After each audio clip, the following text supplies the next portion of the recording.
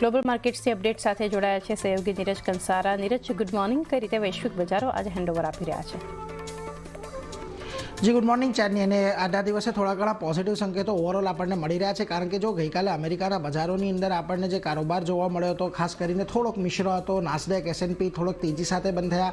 ડાઉમાં ઉપલા સ્તરેથી એક દબાણ આપણને આવતું દેખાયું। જો કે ઓવરઓલ ગઈકાલે બજારમાં થોડુંક ઉપલા સ્તરેથી પ્રોફિટ બુકિંગ આપણને અમેરિકાના બજારમાં આવતું દેખાયું હતું।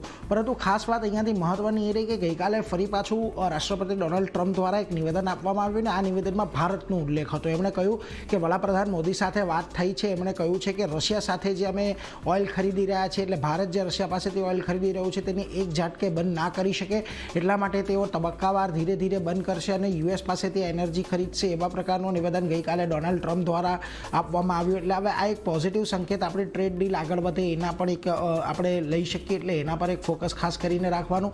જો કે મહત્વની વાત છે કે ગઈકાલે એક કોમર્સ સેક્રેટરીનું પણ એક નિવેદન આવ્યું હતું કે તેમણે કહ્યું હતું કે અમે થોડાક અહીંયાથી ટ્રાન્ઝિશન આપણને રશિયાથી અમેરિકા તરફ થોડું ઘણું થતું જોવા મળી શકે છે, એટલે એના પર એક ફોકસ ખાસ રાખવાનો છે।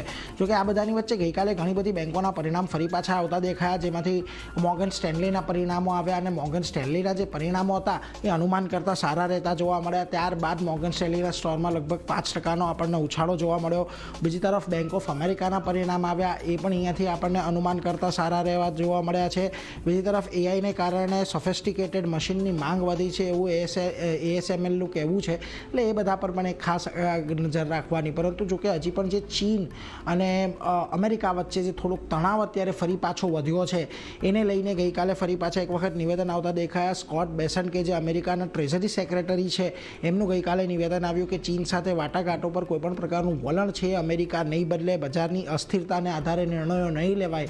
તો કે તેમણે એવું કહ્યું કે ટ્રમ્પ અહીંયાથી ઈચ્છી રહ્યા છે કે બજારની અંદર તેજી આવે। એકચ્યુઅલી ગઈકાલે થયું એવું કે વોલ સ્ટ્રીટ જનરલ દ્વારા એક આર્ટિકલ છાપવામાં આવ્યો અને એમણે એમાં વોલ સ્ટ્રીટ જનરલે એવો દાવો કર્યો કે ટ્રમ્પે ચીન સાથે વાટાઘાટો કરવાની ફરજ પાડવામાં આવી રહી છે। જે પ્રકારે અમેરિકાની અંદર બજારોની અંદર આપણે 100%ના ટેરિફ લાગ્યા બાદ એક મોટો ઘટાડો જોયો હતો અને મંદીના ડરથી ટ્રમ્પ આ વાતચીત કરવા મજબૂર છે, એવું પણ અહેવાલની અંદર કહેવામાં આવ્યું છે। એટલે જે સ્કોટ બેસન્ટનું નિવેદન હતું એ વોલ સ્ટ્રીટ જર્નલના આ પરિપ્રેક્ષ્યની અંદર આપણે ખાસ કરીને જોવું જોઈએ।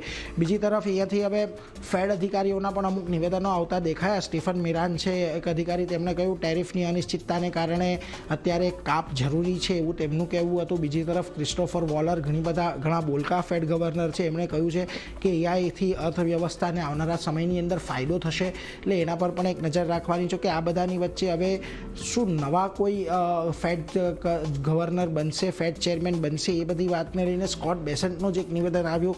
એમણે કહ્યું કે ડિસેમ્બરમાં આપણે ટ્રમ્પ ખાસ કરીને આ અંગેના વિકલ્પો વિચારશે અને નવા ફેડ અધ્યક્ષને લઈને વિકલ્પો તેઓ આપશે અને ત્યારે વિચારશે, એટલે અત્યારે એ વાતને પણ આપણે થોડીક અહીંયાથી ધ્યાનમાં રાખવી જોઈએ। જો કે આ બધાની વચ્ચે આજે તમે એશિયાના બજારો પર આવો, મોટે ભાગે એકાદ બે જગ્યા છોડીને દરેક જગ્યા તમને તેજી જોવા મળી રહી છે। એશિયાના બજારોની અંદર આજે નિક્કેઈ તમને એક પોઝિટિવિટી સાથે કામકાજ કરી રહ્યું છે। કોરિયા તાઇવાનમાં એક સારી તેજી છે। સ્ટ્રેટ ટાઈમ્સના બજારો એટલે સિંગાપોરના બજારોમાં થોડુંક દબાણ છે, પરંતુ શાંઘાઈ અને હેંગસેંગ પણ ગ્રીન ઝોનની અંદર જ છે। આ બધાની વચ્ચે આવો આજે આપણે ગિફ્ટ નિફ્ટી પર તો જુઓ ગઈકાલે આપણે એક સારો એવો ઉછાળો જોયો તો 24,300ની ઉપર આપણે 25,300ની ઉપર બંધ થયા। 25,424 ફ્યુચર્સ પર ક્લોઝિંગ હતું અને 25,470 ગિફ્ટ નિફ્ટી સંકેત આપી રહ્યું છે। એટલે એક વખત આજે ફરી પાછા આપણે ઉછાળા સાથે શરૂઆત કરીએ એવા તો પૂરેપૂરા સંકેતો ચાંદની આપણને અત્યારે મળી રહ્યા છે। જી, આ સંકેતો તો બનતા જોઈ રહ્યા છીએ। નીરજ, જોડાયેલા રહેજો।